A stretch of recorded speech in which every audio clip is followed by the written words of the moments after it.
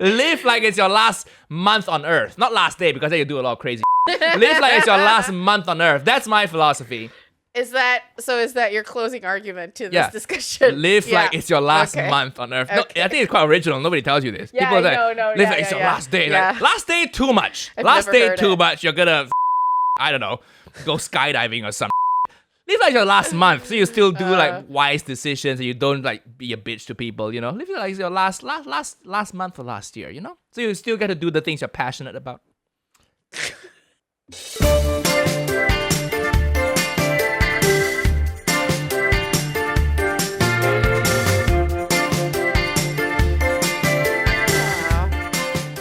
Welcome to Rice to Meet You, a comedy podcast where two friends try to be funny. I'm your host, Evelyn Rock. And I'm your co-host, Nigel Ng. Nigel, 9 condoms Ng. What? You forgot about that for Why a while. are you bringing that back? I saw somebody leaving a comment about me. Yeah, because I told you, like, last week or an episode before that, I was like, because you were talking about going to France. Yeah. And I was like, that's another 9 condom situation with your special friend or special friends. Hey. Let's not judge my life here. Oh, God. As you can see, we're back in the same room. We are back in the same room. Yeah, I didn't know Evelyn was supposed to be here today. So I was setting up my Zoom stuff, my laptop, the camera on Zoom, and I was texting her. I was like, why aren't my WhatsApp messages like delivering? Yeah, and then I came to the door and I'm like, why did he send me a Zoom link? And I knocked on the door and he's like, and then you come and open. Oh, what? Yeah. Oh. So I had to set up everything for like an in-person record. I don't know. I don't know your schedule. I thought I'm not I your told mom. you. I'm so sure I told you. I was like, I'm back. Yeah, on but then Sunday your the plans 5th. always change. Yeah, that's true. Right? So I'm a like, I very flexible person. don't care. You show up. So when Evelyn tells me her travel plans, it just goes in 1 year. It goes, oh, cool, September. Okay, cool. Yeah, that's true, actually. Cool. I'm bouncing around a lot. Yeah. I am, yeah. Great. Surprising. I mean, Are you enjoying it? I am enjoying it. Good. But I am not enjoying. The thing is, Ryanair has started flying again, and Ryanair is the only like airline flying from my town, Gothenburg, to London, like straight. Yes, but every Ryanair, day. the reputation of Ryanair for listeners outside the UK and Europe It's is like JetBlue. no, JetBlue's okay. Spirit Airlines, Really? Oh, Spirit okay. Airlines is like the worst. Or like if you're in Asia, maybe like a shitty Air Asia flight. Air Asia is pretty good though. There are no shitty airlines in Malaysia. Maybe Really? one of those I ones mean- in Indonesia that tanked in the ocean. I mean, Lion Air or something. Are you really sure though? Because all of your planes go missing Hey! all the time. There's no bad reviews because all the people are gone. They can't leave reviews. They're just gone. Hey, You'll get your comeuppance when you listen. get to the afterlife. the accidents happen, but the service is great. So while you're going down, you're still getting free champagne, you know. At least you get to live like a king before you die, which is much better. Much better than, I mean, if you had to die, you would choose to die on a Malaysian Airlines flight, not It's Ryanair. better food. It's better Yeah, food. would you want to die on Ryanair? Oh my god. I'm saying the people who died in that flight had the least worst case scenario. the least worst. scenario. And unfortunately, a lot of things in life, there are no good solutions, right? Dying on a plane is one of those things. Yeah, that's So true. there's no good solution, so you have to pick the least worst option. So that was the least worst option. To die on Malaysian Airlines as opposed to Ryanair. Yeah. What would you, if you had to die on a flight, what would you choose? I'll probably do like, maybe like the Korean Air. Yeah, Singapore is I would good. choose Singapore because they're the fanciest, right? They're the fanciest airline in the world. Also depends what kind of cabin you pick though. Well, yeah. I mean, obviously, like first class, Singapore, put up my pod, have my little bed, and then just like take some like, is it those NyQuil? Or like, you know, roofie myself or something so I fall asleep and then I just don't know that we're going down. That's what I do. Yeah, it's the least worst option. You know? Yeah. The same way, moving people from Afghanistan to here is the least worst option. What do you mean moving people? What do you mean? The refugees, the Afghan people. Oh, you mean as opposed to staying? Yeah. Like they're not going to enjoy it in the UK. They're going to hate life here, UK, US, wherever they are moved to. Do you think they like it here? They're not going to fit into society. They can't speak the language. They're probably going to be like destined to a lot of poverty. Well, that's the case for anybody who's like left their country. They don't do it because of, I mean, the only people who do it out of like free will and wanting to are like us, like middle class, or, like the kids of working class who are trying to get somewhere through education, or middle class people who go to like working class expat. boy. Okay, I'm a working class Malaysian boy. Yeah. Okay. Okay, Nigel. Don't throw middle class labels at me. Oh, we're gonna talk about your middle class behavior what in middle a class little behavior? while. What? It's the least worst option. It's the least worst option. And the thing is, the Ryanair was the least worst option because they fly every day from Gothenburg. And I think like all the other ones like BA or SAS, you have to choose like specific days. And then also they always land either in Stockholm or in Copenhagen. Yeah, so places people want to go to. Yeah. But still, I have to like change. Yeah, fair. But the Ryanair flies direct. But so you have to deal with Ryanair people. I do have to. Yeah. So, it's the worst. Okay, so basically, Ryanair fully booked plane. Wow. And then they only had 2 desks. Well, first they only had 1 desk, but then they opened a second one to handle the checking of the luggage. And of course, everybody's in that queue. So that queue is like over an hour. And also the system is so bad. So it was 1 queue and then it split into 2. And then in one of the 2 queues that it split into, we had a fight almost break out because there were 2 men. So there was one older man and then one younger guy.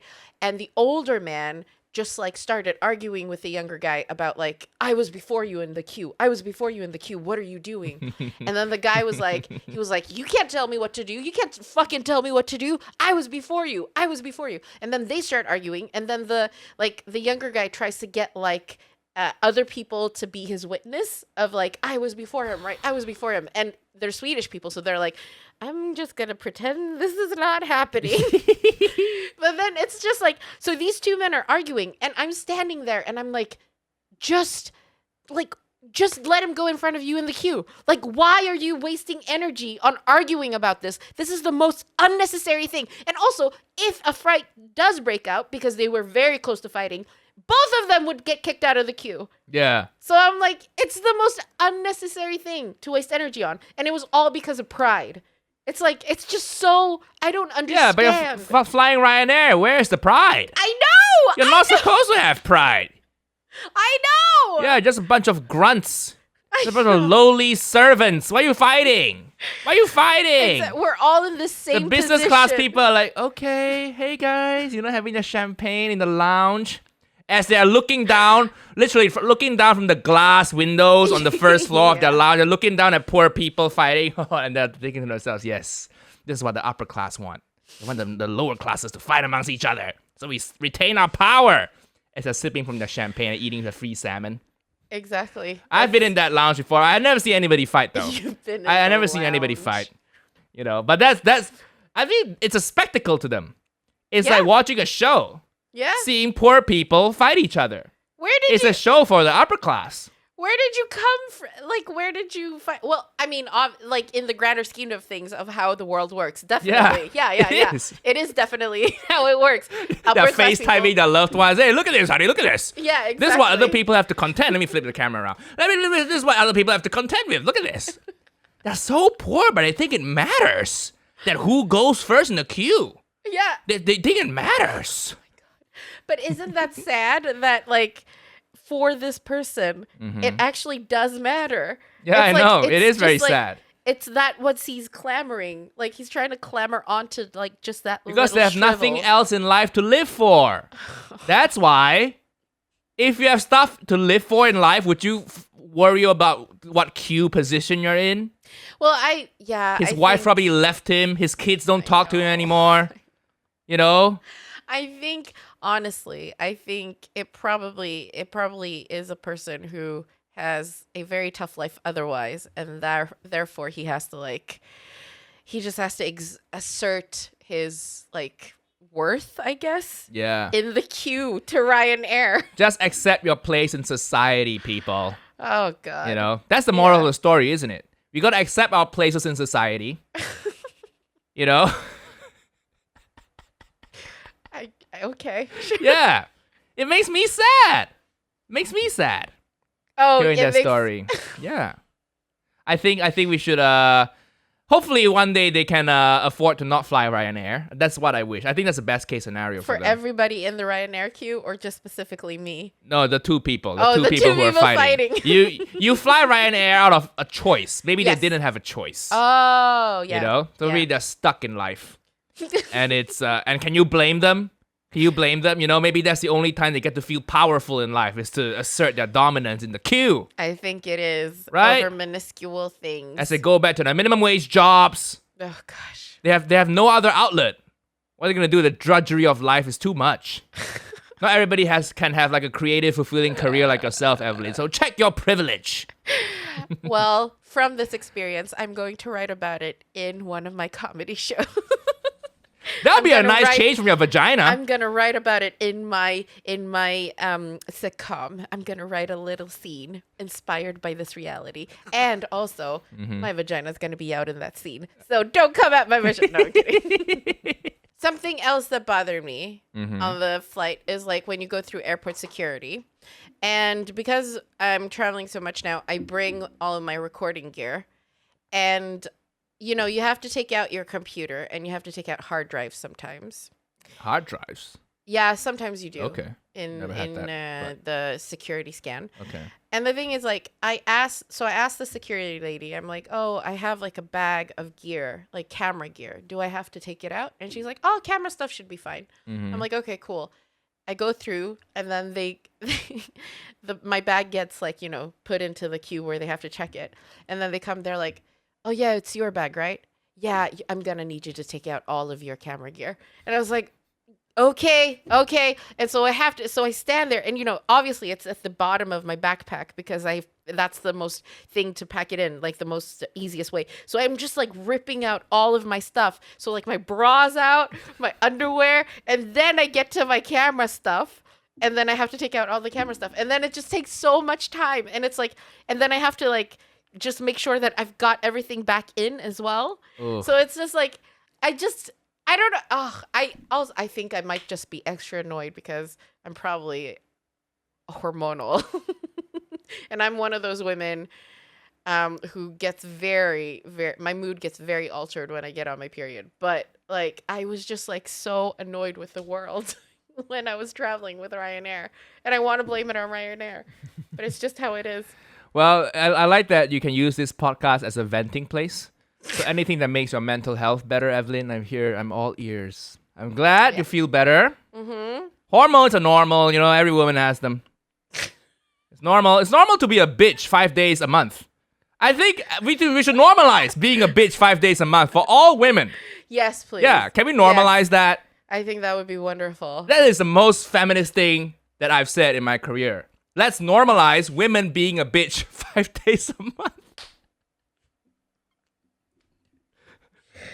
It is actually. You're in my cunty 5-day period. Oh my God. So in that 5 days, you can be as cunty as you want and nobody can use that against you. Yeah. So you have to specify to HR when your cunty days are. Oh my God. So my cunty days this month are between 10th and the 15th. So during those 5 days, you can't be fired. But you can't have disciplinary action. It may extend to the 20th because you never know with my cycle. Wow. Because I have PCOS. I think 10 days a month might be pushing it. That might be hard. That might be hard to get through the political process, you know. 10 days a month. In a workplace. Yeah. Okay, yeah. So if you have, we can start with 5 days a month. You know, if you have special circumstances, then you get like 6 days a month. But the cunty 5 days, let's be the cunty 5. Yeah. Hashtag the cunty 5. What's your cunty 5? What's your cunty 5? Yeah. Let's normalize that for people, eh? Yeah. So during those 5 days, and then when you email people during those 5 days, there'll be a little star next to your email saying that it's in your cunty 5. You're in your cunty 5. I think I honestly needed that before the weekend. I sent some bad emails before the weekend. It's alright. Evelyn's on her cunty 5. Oh my God, I'm on my cunty 25. Are you your cunty 5 today? So I can know how to conduct myself. How many buttons to not press, I haven't come on my period yet, but okay. I'm usually like this a week before. I'm usually like this a week before. And then let me remember this. What date's today? September 6th. Or... I'm not regular. Really? I'm not regular. Oh, no. So watch out, Nigel. Your cunty 5 is ever changing. Yeah. You're like Floyd Mayweather, your cunty 5 just dodging and weaving. Exactly. You can't even know what my cunty 5 is. And then a left hook. Is this a right hook? Oh my gosh. Can we normalize that for women? That'd be really funny. That'd be a very... I think I need to work that into a joke. You should, yeah. That's such a good feminist joke. I'm like the ultimate feminist. I don't know why not more women listen to me. Oh my God. Let me speak on behalf of you ladies. Oh my God. Because you guys can't seem to speak without fighting amongst yourself. So I have to come in and propose these amazing solutions for you guys. You're welcome. Okay. What? I think do men get to have? I don't think men need it, right? Do men get to have it? Do men have something like that? No. You don't really. We're just very stable people. Oh my God. Just biologically speaking, our hormones don't fluctuate. We just get horny. Yeah. We have that underlying horniness, but then we solve it by just, masturbating, and then we're good. Yeah. For 24 hours. Yeah, for is it even 24 hours? I don't know. It depends how high your libido is. You know what I mean? But I don't know. I don't think men need it yet. I think it's a more pressing thing for women, So I know recently Texas had an abortion ban. So let's institute this cunty 5 procedure, to do. Yeah. So you gotta do something nice for the women out there, Oh my God. Listeners, let me know if you think this is a good idea.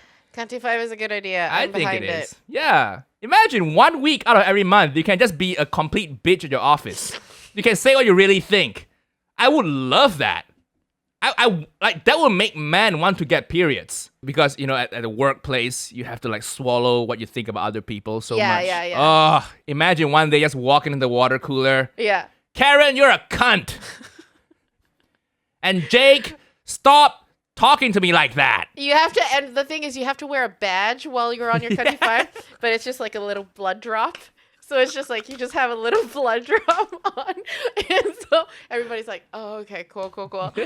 I'll take this abuse. I'll take it. And then you just come in and you just microwave fish. I'm on my cunty 5. I want the office to smell what I smell like currently. Ew. Oh, the fishy vagina jokes. Fishy vagina jokes. Doesn't even smell so like that. 90s. So 90s. Yeah. Yeah. I think it used to, Used to? Back when women didn't shave. What? I've only had, in my experience, this is talking from my dating life now. Oh my God. Okay. All right? I think nowadays, everybody smells great. I would like to think I smell great too. I shave and manscaped and stuff. Which is an ad read coming up. But I used to shave and it's much better hygiene, and I have Manscaped also does these wipes for you. Yeah. So before you get down to business, give it a quick Oh my God. Okay. Wipe. You know what? It's like how they inject you with the COVID, the vaccine. They wipe down your arm first to clean it. That's what it feels like. It's like, yes, I'm going to inject this into someone, Oh my God, okay. But I don't know. I think when I was younger and I was in Asia, right? Nobody in Asia shaves. So there was only one time where I felt like a vagina smelled like fish. Only one woman in my life. And it wasn't that bad. It wasn't that bad. It's like you get used to the smell after, and it's not super pungent. It's like, oh, okay. I'm still down there, Yeah. It didn't make me come up and gasp for air. I would imagine. Well, the thing is, I would imagine it would just smell sweaty, right? Yeah. If it's because especially in Asia, because it's hot and humid. So it'll be weird if in a hot and humid country your vagina doesn't smell. Yeah. They'll be like, what have you done to this? Have you killed the flora and fauna in here? Flora and fauna. But because I presume a lot of women wash before. You get home and you're like, I'm just gonna freshen up, and then I maybe they do. I don't know, but I don't mind either way, man. I'm just happy to be there, But speaking But a stinky vagina joke, Evelyn. Very 90s. Very 90s. A stinky vagina joke. Very 90s. You ever go down a woman and she has a stinky vagina? I'm like, bitch, you better wash that shit, bitch. Why Chris Tucker? Why Chris Tucker? That reminds me of Rush Hour. When I do 90s jokes, it reminds me of Rush Hour. Yeah. And then I just do that impression. There's one. Your vagina tastes like Caesar salad. Oh. I was thinking of what that salad and the name of the salad, so that's why I had to pause a bit. Okay. Yeah. But anyways, we can do better. Let's do better, Evelyn, and not make stinky vagina jokes. We can make cunty 5 jokes, but let's do better. Nigel. What? What? I'm speaking on behalf of women here. I think the fairer gender prefer to not think about, not have to deal with stinky vagina jokes. Too many men have talked about stinky vagina jokes. I'm fighting in your corner, ladies. There was actually one joke that I remember from a Swedish comic who said, I wonder how fish feel knowing they smell like vaginas.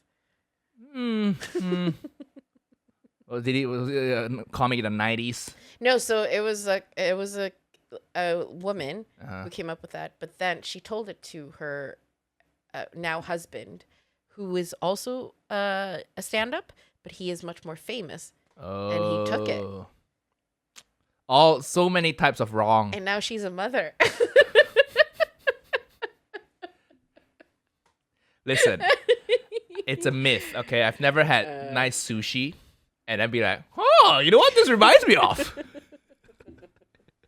You know what this omakase reminds me of? And also, it's like fish doesn't smell that bad. It's only when fish is gone, like when it's expired, that it smells bad. Yeah. So it's like if it smells bad, then your vagina would smell like an expired fish. Like it's not that. As you say, sushi's fine. Yeah, sushi's amazing. Yeah, fresh. I wish vagina fine. tasted like sushi. My God. I would eat you out so much. I'll just be like, yeah, let me just eat you out. I don't want to do anything else here. Just let me just eat you out and leave. You know? Cool. I wish there'll be like cool. Vagina bars. You know, just eat vagina like sushi. All right, too much, listeners. Yeah, it's gone too much. Far now. Speaking of the very offensive stinky vagina topic, Evelyn, this episode again is sponsored by Manscaped, our favorite sponsor. Yeah. And a brand I use at least a few times a month. You know? Excuse me, a few times a month. What? You don't have to shave every day. You've had to reorder, right? Oh, you mean like that? I thought you meant like the deodorant. Oh, I use the ball wipes a lot. I actually bought my own. They sent us some free stuff. Yeah. But I ran out because, you know.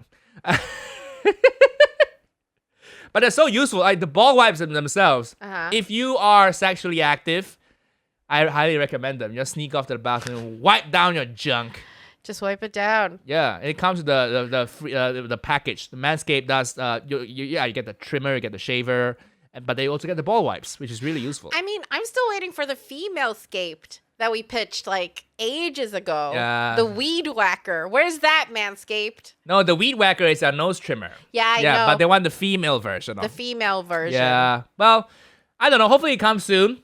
But I think having good hygiene down there is very important.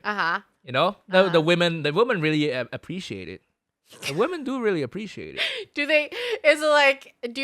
Are they like, you know, like, do they get like smelling sensors like, you know, sometimes dogs have where they all of a sudden they're like. No. The wipes just make you like odor neutral. Is he wearing Manscaped? Is he wearing the ball deodorant from Manscaped? No. It doesn't work like that. I'm just saying about the shaving. It looks nice. It looks really nice and trim. It makes your dick look nicer. My dick went from a 6 to an 8. You know? I've gotten really good compliments, you know? Some people say like because I'm shaved, okay, you shave and then it just looks well put together. I've gotten compliments saying that, oh, you have a really nice dick. Okay. And it's nice. It's nice to have a compliment like that. I think if there's one thing you can objectify, it's my dick. So please, just look at it and say it's nice and shaved and clean. You know? I'm sure it's nice, Nigel. But Thank you. I think the dick nice thing is something that women say to men. Well, after you've been intimate, because it's like you have nowhere else to go, and it's like it's weird if you don't say it. They're saying it in the moment, though. You know. Yeah. It depends. Okay, if they're trying to be nice, that is nice too. That is okay too. Yeah. You know, but I'm saying it definitely looks nicer with Manscaped than without. Yeah. If you wanna shave your balls like a random razor, it's very dangerous, man. Oh wow. There's no safeguard. You know, the Manscaped stuff comes with a safeguard thing, so it's harder to injure yourself. And then it also comes with light, so you can shave in the shower. Most showers are like a bit darker, you know, so the light is really handy. I just love it. So I can't compliment this brand enough. Love it. Yeah, and I'm just here because I'm the co-host. Yeah. I like you too, Manscaped. Join the 2 million men worldwide using Manscaped by going to manscaped.com for 20% off plus free shipping with the code RICE. And I hear they now ship to Singapore. Ooh. Yeah, I'm not sure about Malaysia. Yeah, if you're listening in Malaysia, go check it out in Malaysia. But I definitely ship in Singapore, definitely in the UK, definitely in the US as well. For other countries, I'm not sure. Go check it out. They ship to Sweden because they sent me stuff in Sweden. Again, that's 20% off plus free shipping with the code RICE at manscaped.com. Make your balls a priority this fall. Choose Manscaped. Your balls will thank you. I'm moving officially this week. So when this episode airs, I will have moved. Yeah. You're going to applaud yourself for moving? Yeah. It is a pretty nice achievement, you know, to move into a place you own. That's true. I mean, it is a lot of work to move, actually. I'm going to be moving at the end of the month as well. So it is a lot of work. Yeah. Well, I'm people are packing for me. The what? Movers are. Yeah. You don't deserve an applause if Why? people are packing for you. Packing is actually a lost art. It's very difficult to do it well. Why aren't you going to pack your own stuff? I have too much stuff. Okay. Packing is hard. Packing is not hard. Packing is I hire literally... professionals to do it. Okay, how do you pack plates? You tell me. How do you pack plates without breaking them? You put them in some, like, newspaper. Okay, where do you get newspapers? You get them from, like, either... Well, in Sweden, they send you, like, you know, adverts through the post. So you have I don't live in Sweden. Sorry, I don't know if you noticed, Evelyn. You can get free newspapers, like the Evening Standard and stuff. Yeah, so one, you need to find out where they gave them out. 2, you need to get like 20 copies? You think they're gonna let you do that? Just take 20 copies? Or just order some then. Order some wrapping paper. Like, you know, the, what's it called? Okay. Tissue paper or How something? much to order? How many square foot do you need? How many plates do you have? I don't know, let's say 20 plates. Yeah, then, I don't know. What's a square foot? How many See, meters? exactly. Like 5 meters. So many decisions you have to do, and I would rather spend my mental effort on my work. Oh my...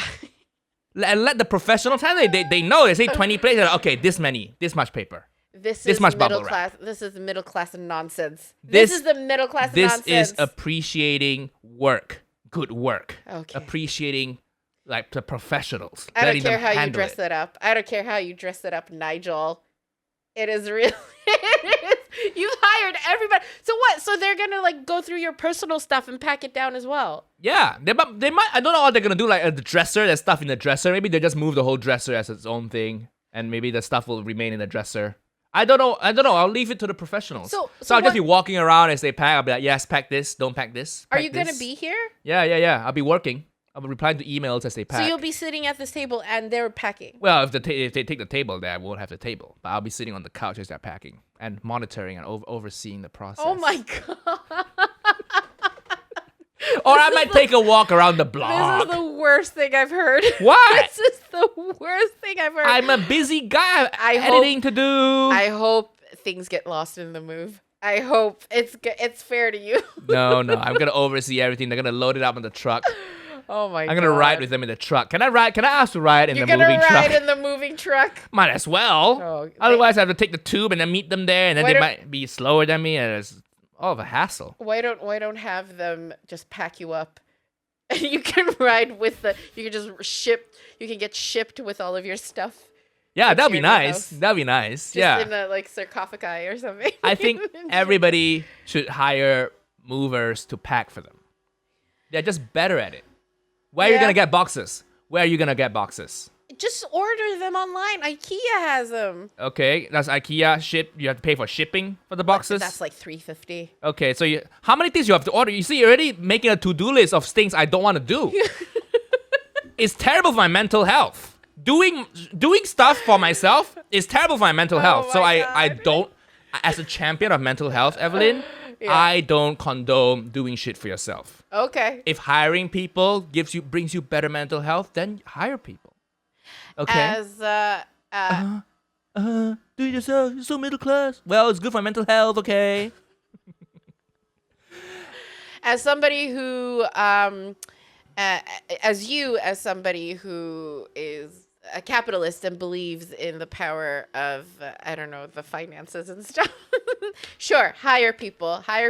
If you can afford it, hire people to take care of it. It's not that expensive, people. You make it sound like it's like £5,000 to hire someone to pack and move. No. I mean, I'm just saying that it is a luxury that regular people don't use. It's £300 extra. For the amount of anguish you'll save, and you don't have to take time off work. A lot of people prioritize to keep that $300 because they can't necessarily afford it. Maybe they have something else they can. I think it works out cheaper. Buying the boxes costs money. Buying the bubble wrap costs money and time and anguish. And you have to take a day or two off work to pack. How much do you make in a day? Well, that's even at minimum wage, you're already making like, let's say minimum wage, around £10 here in London. Yeah. That's like at least £80 a day. So let's say one day moving, one day packing is £160. It's half the price of. And then if you're a couple, that's £300. I don't think it's a finance thing. People do it in the weekends. Oh, giving out your weekends for packing. Oh my God. Nigel. Oh my God. And then you wonder why you're depressed. It's because you're trying to save too much money. Oh my God, Nigel. That's the problem. Being frugal leads to depression. Life is meant to be lived, not meant to be like scrounging. It's so. You make it sound like it's flying business class. Well, it kind of, for most people, it kind of is. Business class is $5,000. Yeah, but okay, a long business class flight is $5,000. This is £300 for a move, for something you only do maybe 5 times in your life. Yeah. And move. I totally. And the thing is, like, I would consider getting movers and stuff. Absolutely. But I'm just saying, like, most people don't.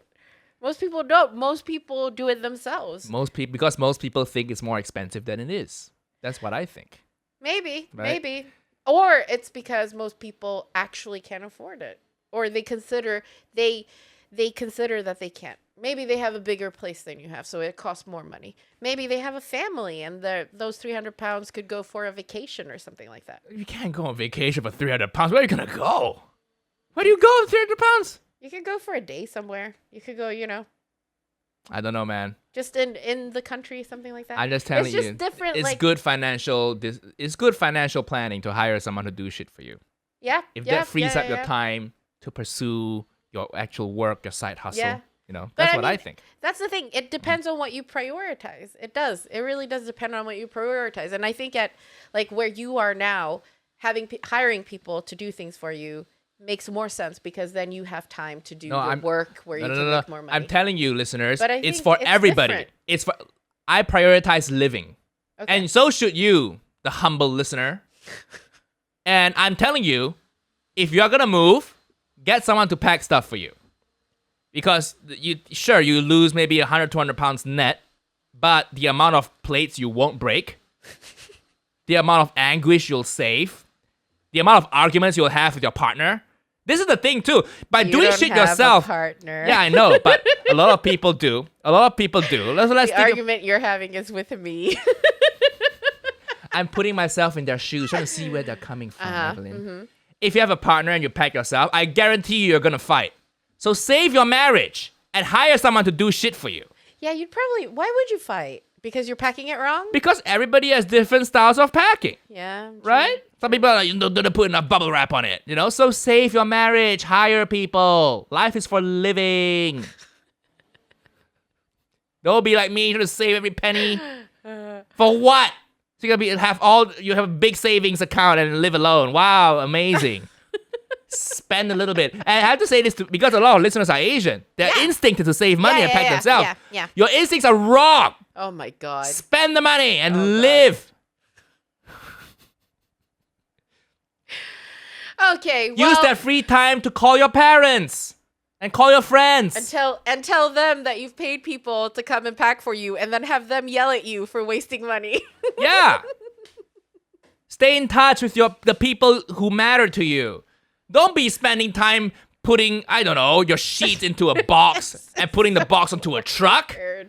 Spend that time with your loved ones. Life is too short. With your loved ones. You know? If you were gonna die tomorrow, would you pack your own shit? No. So that's carpe diem and all that shit, right? Live like it's your last month on Earth. Not last day, because then you do a lot of crazy shit. Live like it's your last month on Earth. That's my philosophy.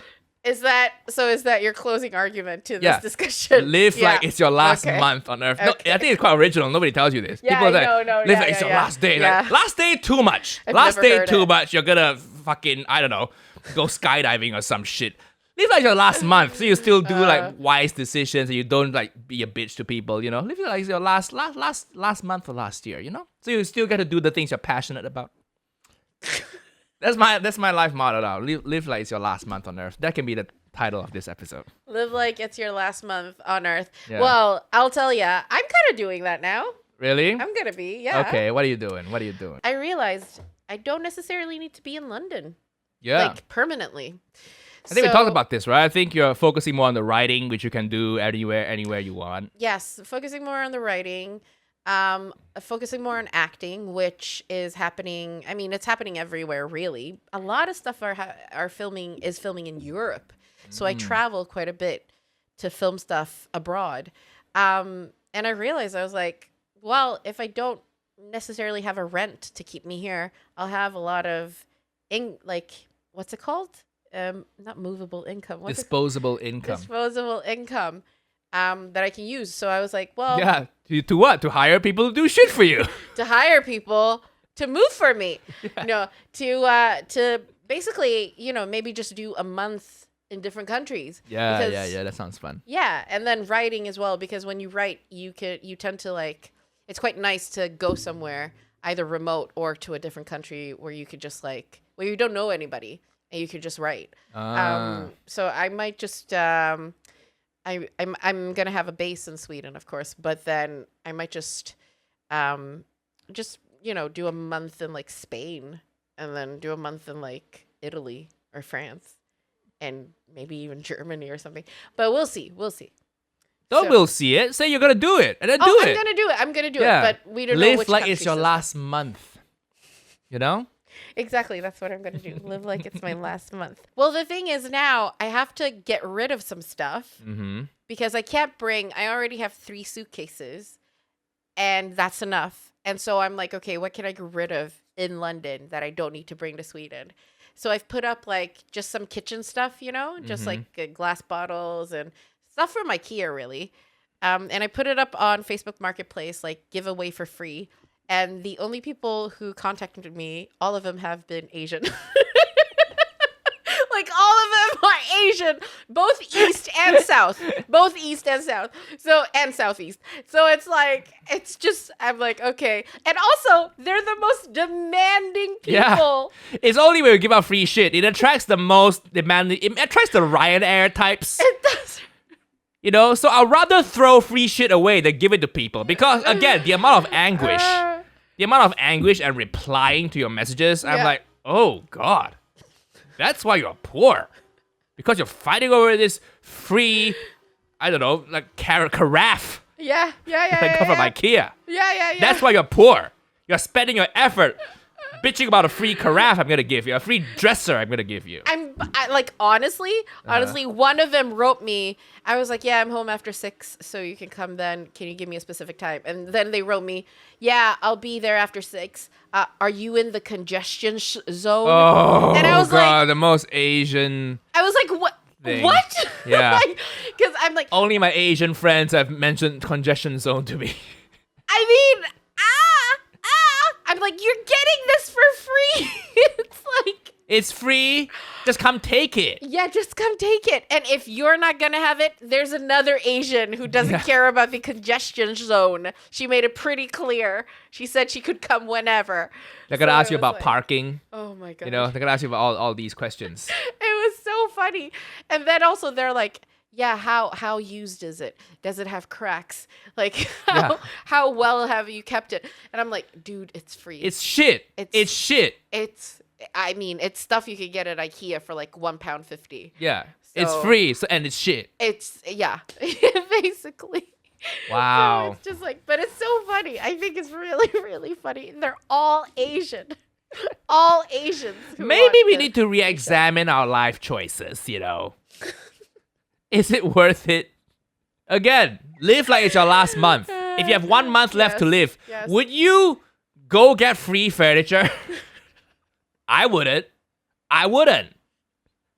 So many people would. If you had 1 month left to live? No. That's would you still worry about congestion zone? Oh my God. When she asked that, I was like, I was so close to being like, I'm not gonna give you the stuff. Bye. You should say that to some people. Yeah. Yeah. I don't like you. Bye. You're not getting my free stuff. I usually just get a skip and throw everything. Yeah. Just do that. It's less. It's bad for the environment. Yada yada yada. But my mental health matters more than the environment. I care about the environment, and that's why I'm willing to put up with people's hassle, giving free stuff and stuff. So I actually care a lot about the environment. Best of luck. I hope you find the least demanding Asian people to give your free stuff out to. So when I tell people, I've been saying on the podcast that I bought a car recently, right? So I met up with a few Malaysian friends, and I told all of them. And when I tell them I bought a car, the first response is always like, no, don't buy a car. Save money. Get a bike. We all have bikes. We all love it. Get a bike. It's so convenient in London to have a bike. And then they all have bikes and they all cycle.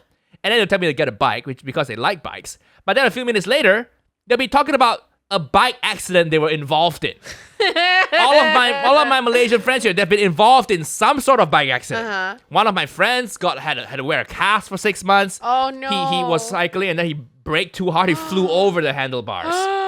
And they had to wear a cast, like an arm cast for 6 months. Oh no! Another friend, she was cycling with her boyfriend, and then the car just kind of knocked into her. She wasn't hurt, but I think dented her wheel or something. And then the car tried to drive away. The boyfriend had to cycle after the car, take a photo of the license plate and yell at the guy. Yeah. Another friend, I think she got a lorry was lorry was stationary or something, and then the lorry driver just opened the door, so he just kind of ran into the door and slid under the lorry. Oh wow! So everybody in London has had a bike accident, and then you tell me to get a bike? I'm like, no.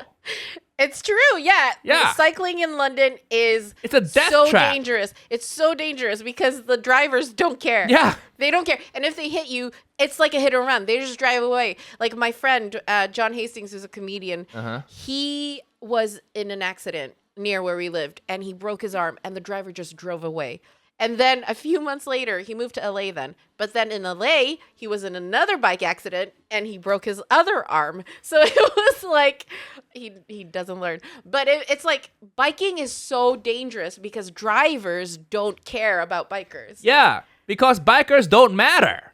I mean, like the London public transport is amazing compared to the rest. Okay, don't compare it to Asia. Don't compare it to developed Asian countries. But it's compared to Europe. It's amazing. Compared to America, it's amazing. So just take the bus and the tube, save up some money, and buy a shitty car when you can. That's what I'm gonna do. That's what I'm doing. So stop telling me to buy a bicycle. I hate it. And you have to do all these research to know what kind of bike to buy. Yeah, I can't really see you on a bike. Oh, get a bike. It's so convenient. It's so convenient. And then every time I see them go on a bike, there's a helmet. They have different types of baskets on the rear wheel. Yeah. They have a GoPro camera, a dash cam. They have this little mount on the bike to put their phone. They have to dress in Lycra, special shoes. I'm like, where's the convenience? Where is the convenience? A tube, I just walk to the tube. It's true. Car, I just walk to the car. The most embarrassing thing is to see a biker walk in their bike Lycra shorts into the office, and then they have to go change before they go to their I'm desk. Trying to get laid here, people.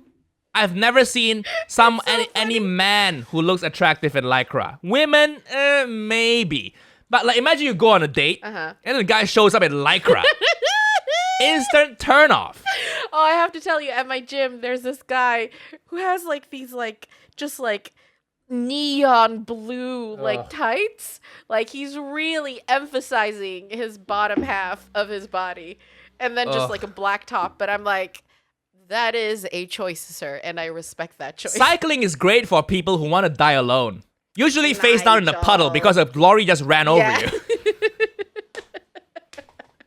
And then they get into an accident, and then they describe what their helmet looked like afterwards because they fell, and then my helmet was just broken. I'm like, the more you talk, the more I don't want to cycle. But cyclists here do a terrible job at convincing other people to be cyclists. I mean, I feel like it's almost like veganism, you know?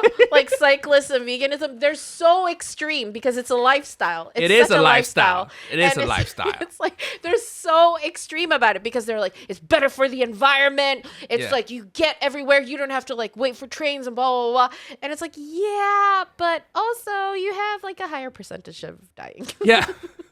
And they say, okay, you buy a bike and make sure you don't park it outside, yeah? Because, just 10 seconds. 10 seconds people can steal your bike. So it's like a thing I have to look after. Yeah. It's like a little baby now. I have to like walk it inside the house. You have to take off the front wheel and then just roll it in. Why do you take off the front wheel?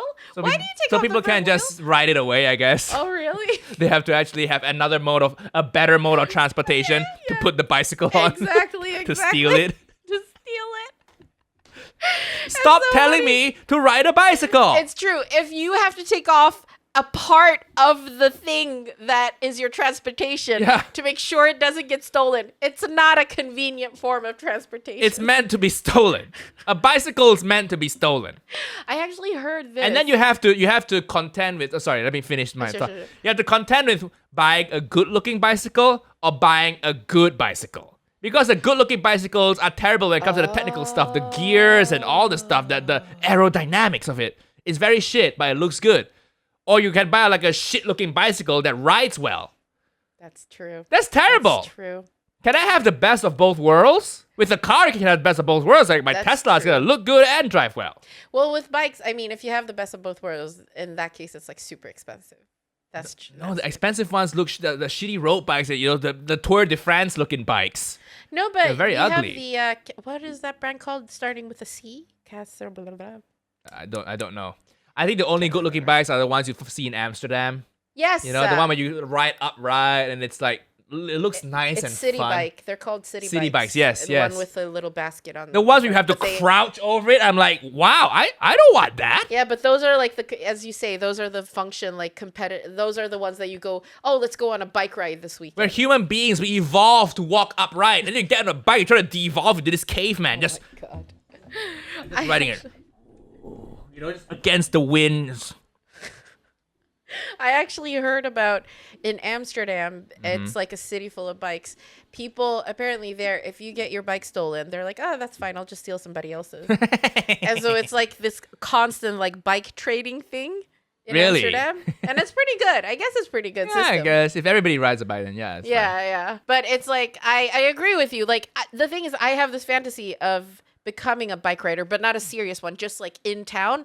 And I think in Sweden I could do it because Sweden is a little bit better. Yeah, it's fairly safe. And I would have like one of those nice looking city bikes where you just like, where it's like basically no exercise at all. It's just for fun. But here, I think it's a death sentence. Yeah. And people who ride without a helmet. Oh yeah, that's insane. Yeah, it's insane. Don't do it. Yeah, don't do it. And also like if they get too into bicycles and then they start like going on these long bike rides. Oh, I just rode up to Scotland recently. I'm like, why? Just take a flight. Oh, I went on this. They would travel to Europe. Yeah. With a bike. I don't know how they do it. With a bike? I think they fly with a bike and then they do this Europe trip. They cycle across Europe. Or some people will cycle to China on a bicycle. Actually, there was a story of a man in India who met the Swedish lady. They fell in love. He couldn't afford to have a ticket to go to Sweden. She went back to Sweden. He biked all the way from like India to Sweden. Wow, she must really love living in the first world country, huh? Yeah. That's desperation. That's desperation. Well, they called it love. No, I call it being a complete beta male cuck. Or if you're hungry, then it works too. Can you imagine? Nigel, I love you so much. I'm gonna cycle over.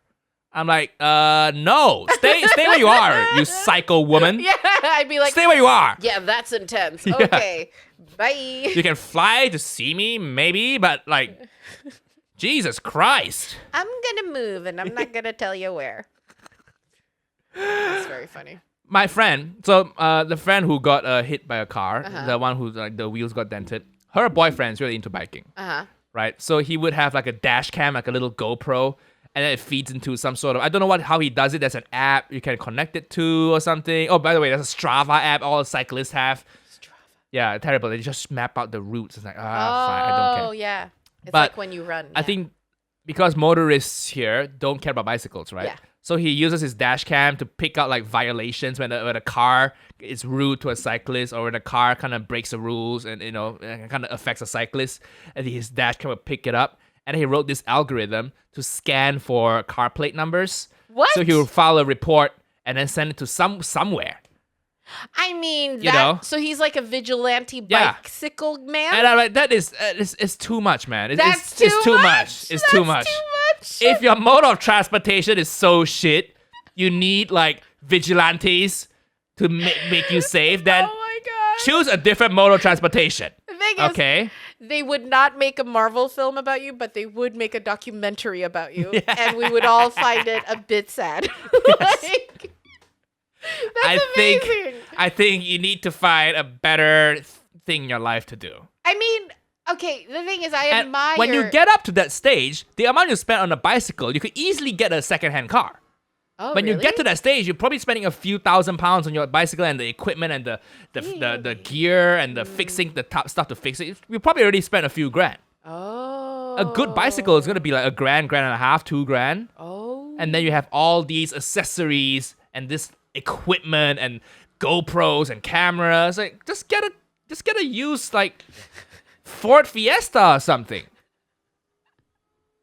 I feel like, you could definitely, I mean, if it costs you so much, you could just, put that money into a car. Yeah. However, it's like, I mean, I find it a little bit impressive that he's going that far for something he's passionate about, but also because it's such a, like, slim area of interest, it's weird. Like, it's just a bit weird. Listen, I've been married before. And you have to find things to do so you don't cheat, And for him, scanning for number plates, doing computer vision, image detection for number plates is his way of not cheating. What are you talking about? If a married guy has too much free time, his mind is gonna wander. Really? If you've been with someone that long, the sex probably is like pretty routine now. You gotta find something that takes like your free time so you don't cheat. Oh God. That's what I think. Well, yeah, I don't know. So maybe him fixing his bike is like, that's why my dick is not in some other woman's vagina, bitch. That's why my dick is in the bike Yeah. instead. That's why all my friends are guys wearing lycras. I'm not fucking anybody. That's why we're going on this cycling trip in a group of 5 up to Scotland. That friend of mine listens to the podcast, so apologies. Oh, sorry. Apologies. Sorry. But we gotta, we gotta make fun of you a little bit, right? You know that, right? Oh, Nigel, you're gonna get so much hate. I still love you.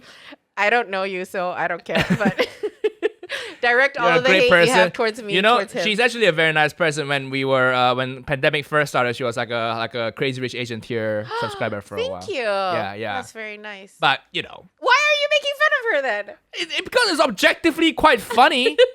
It's kind of what I do. I shit on people a little bit in a humorous way. You shit on people so much. I was actually going to say, you need to riff more with me instead of shitting more on me. That's how I riff. I don't know if you know this.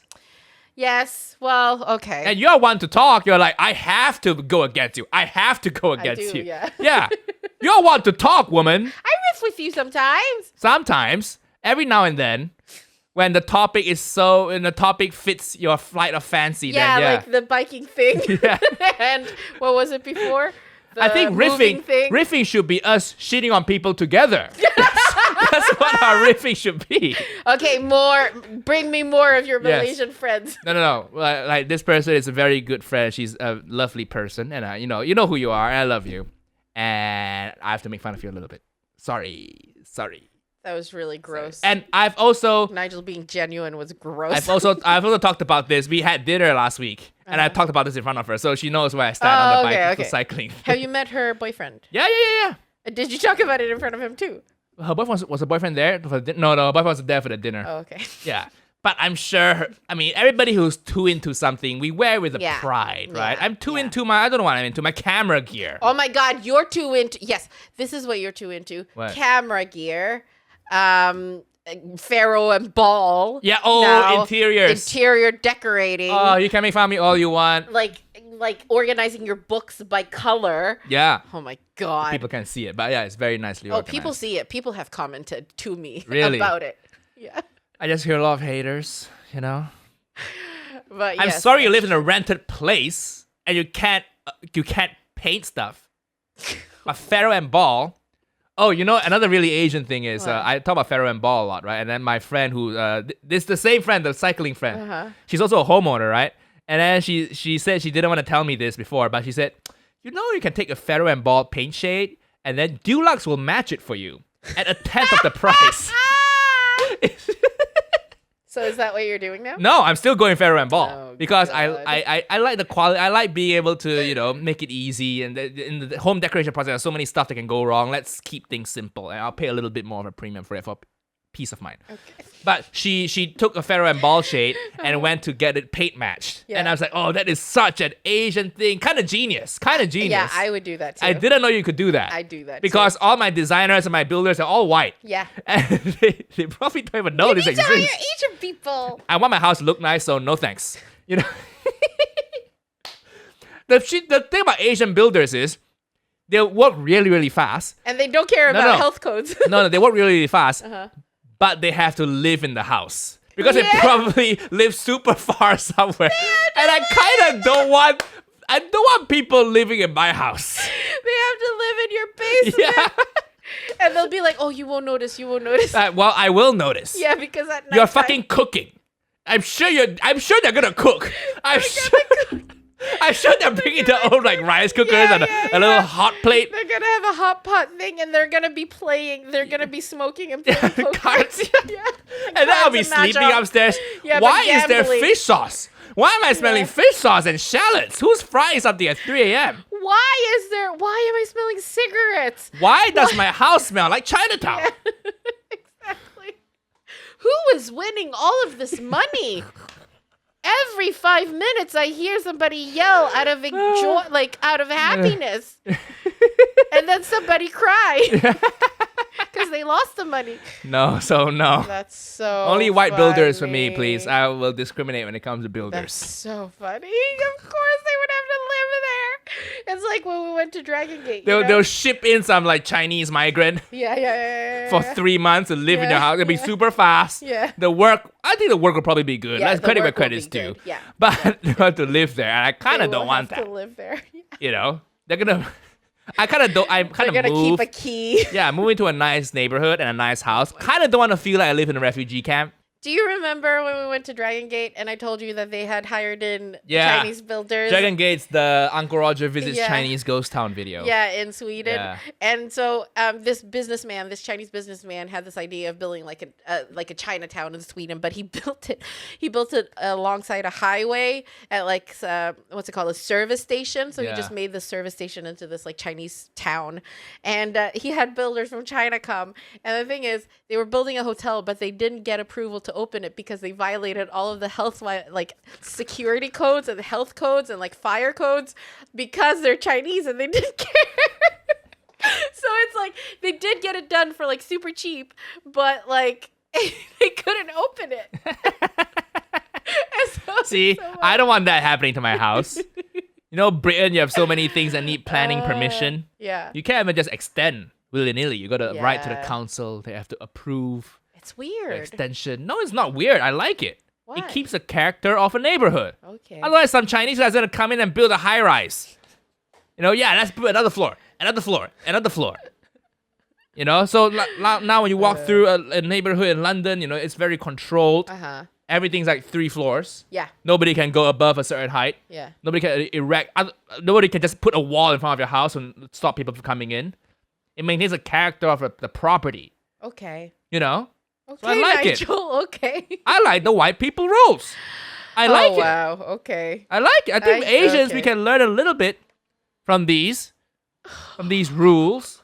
Maintain the character of a neighborhood instead of tearing all the old buildings down and erecting a concrete skyscraper. And preserve the history, people. You're becoming a banana. No, I don't think so. I want my country's history to continue existing. That is the least banana thing you can do. What?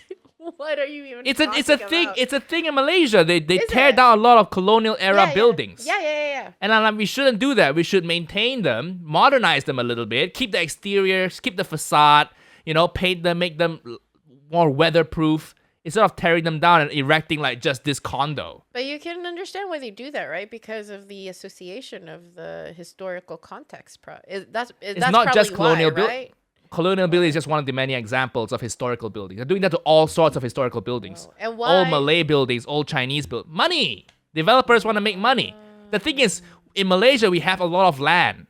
You drive through Kuala Lumpur, go a little bit outside KL, like 20-minute drive, and you see just trees and forests. We have enough land. Let's keep the things in the city like looking how they used to look 100 years ago. Mm-hmm.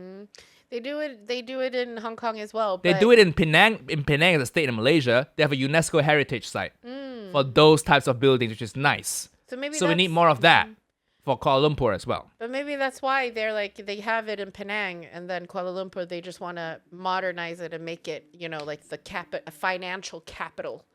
Yeah, do that in people. the city, in the main cities in the 2-kilometer radius. That's enough. But anywhere in London, you have bank. Right? Shoreditch, the bank area, where it's just financial district area. Yeah. Anything outside of financial district, let's keep it looking old. Let's keep the history. That's what I think. Yeah. I mean, I understand that it's quite cynical because it's being developed for money. However, I can understand if they would want to tear down some of the colonial stuff because of the context of it. But I don't know. It's the colonial stuff. It's a shame. It's not that easy because the colonial stuff influenced our architecture too. So you'll see traces of some colonial era stuff, and it doesn't carry that kind of like. I mean, we were colonized, but it was kind of nice when it it wasn't like India. They didn't rape or pillage. Okay. Okay. They were decently nice to us as far as colonizers go. And the architecture, when fused with local architecture, is stunning. It's nice. We still have a few around what's the place called? Like the KL train station. Oh yeah. The main train station in KL. It's kind of nice. There's some Muslim architecture. It's fused with some Western stuff. Yeah. It's beautiful. It's interesting because Malaysia is such a melting pot of all of these different things. But don't you think that what's happening now is that Malaysia's kind of developing their own kind of communal style? Now everything's a new build. Okay. There's no style to speak of. It's all like glass and concrete stuff that ages. In 10 years' time, the things you think you look cool now in a new build, it's gonna look so dated. It's already starting to look dated. The black doorknobs. Oh, the black angular doorknobs. I've seen so many houses with those. And if you want that kind of swanky financial district shit, go to Singapore. Let's go to Singapore. You don't need that. There it is. Yeah. We need to preserve the history, woman. So what I'm saying is, I don't want to buy a bicycle. That's what you're saying. This is not Ho Chi Minh City. I'm gonna drive my car around. This is not like World War II era Japan. I don't have to invade a country stealthily on a bike. That's how they invaded us. Very smart, by the way, because they got through all the roadblocks. I'm not trying to invade anyone. All of their army just came on buggy? Yeah, Lycra and stuff. And no, they don't have Lycra. But yeah, in history, bicycles are very one of the main forms of transportation during that time because the roads weren't well developed and they could move really fast and they just fucked us up. The Japanese people fucked us up with bikes. Japanese people are lethal. Yeah, don't buy their humbleness. They're lethal. That's what every Asian who isn't Japanese thinks in the back of our heads. Unlike Evelyn, I don't like to generalize, and I feel like history, we have to remember it. No, I like but nobody should be born with collective guilt. I like Japanese people. So I'm not gonna buy a bike. I'm not trying to invade anybody. You know, I'm gonna stay in my car and be safe. I want to be the the guy who runs over bicycles instead of the one who gets run over by a car. You know, that's what I want to be. Again, least worst option, right? If you had to be involved in an accident, which side would you choose to be? In that case, side would you choose to be? I hope your friend's boyfriend, Bicycle Man, catches you on his GoPro, and he reports you to wherever he sends his stuff. I just imagine it's just like an email box, in the what ether. happens to that? I need to ask him. I wonder where it goes. Yeah, do they get fined? Does the car get fined? Well, that's the thing. Like, who has time to look at this stuff? I don't know. Because they're like, oh, another email. Yeah, it's from that guy who. Yeah, okay, yeah, he's in Scotland this year today, so. Well, the guy actually now, he started a new job, so he has a lot of free time. What? Because his new job is the role isn't very well defined, so he just got hired for a startup, but there's no work to be done. So that's why he has time to do this kind of computer vision algorithm. I think he should develop this and maybe patent it and sell it, maybe. I mean, if he sells it to like Google or something, they're probably gonna, they're probably going to use it for something else like evil, but at least you made it and you have the patent and it's a good idea for algorithm and you made it to like get traffickers who are violating stuff, but Google will use it, to like trap people or something. So just sell it to Google. That's my extent of knowledge. I just don't want a mode of transportation where I have to learn how to code. That's a terrible mode of transportation. I mean, I feel like he did it probably as like a hobby thing. Yeah. That got way out of hand. Yeah. Let's be honest. Got way out of hand. It's really out of hand. But, his house, my cool. friend's house, they live together, right? And it's just a lot of bicycle wheels. They have one room really? and it's just 8 bicycle wheels in there. No, really? Yeah, that's his little project. Do they change? Oh my God, they change the wheels for the frame, I guess, every now and then, depending on what terrain they're going to go out on. Wow, I don't know. Maybe they change the wheels after they've been hit by a car. I mean, they have to do that. But like, if they're going to go like, oh, today I'm city bicycling, so I'm going to use my city wheels. Wow. Oh, today I'm going to go on the terrain, like in the marshes. Oh, I need to use my terrain wheels. I don't know. Maybe. Probably. Maybe. Wow. Oh my God. But yeah, cycling is not my thing, man. Yeah. I wanna stay alive, I'm trying to live a nice life. Okay. I'm trying to start a family one day. So I need to survive for my kids. Cycling kind of is not good for your for your dick, for your balls, for your sperm production, I think. Yeah, is that a thing? Yeah, okay. It's a thing. Okay, yeah, okay. If you cycle too much, apparently it affects your fertility. Oh, that's why I'm not cycling. To get some babies in the world, Why do you, even when you talk about babies, you sound gross? I want to sound gross. That's just how I sound. I talk about babies. What? I'm trying to make some babies tonight, Okay, can you put on I meant the outro music. I didn't mean your perverted music when you talk about babies. It's gonna be the outro. I'm not getting a bite because I'm trying to make some babies. Oh yeah, no cycling for me, baby girl. By the way. What? Sohan and Petter, they were upset when you said that Alva was an 8. What do you mean Alva? What do you mean upset?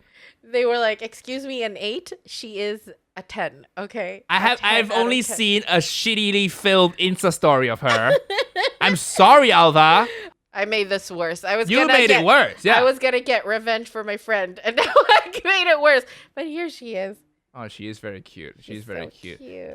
Can we put a picture of her? I don't know if you should like it. Put a picture up. Let's not put a picture of her for privacy. We should, but she's very okay, cute. Suhan and Peter. She's very, very cute. You guys made a wonderful baby. Because you guys both have good genetics, They do. They're very You're tall pretty and pretty.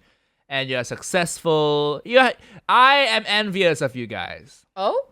I too want to have a family like that. A nice home.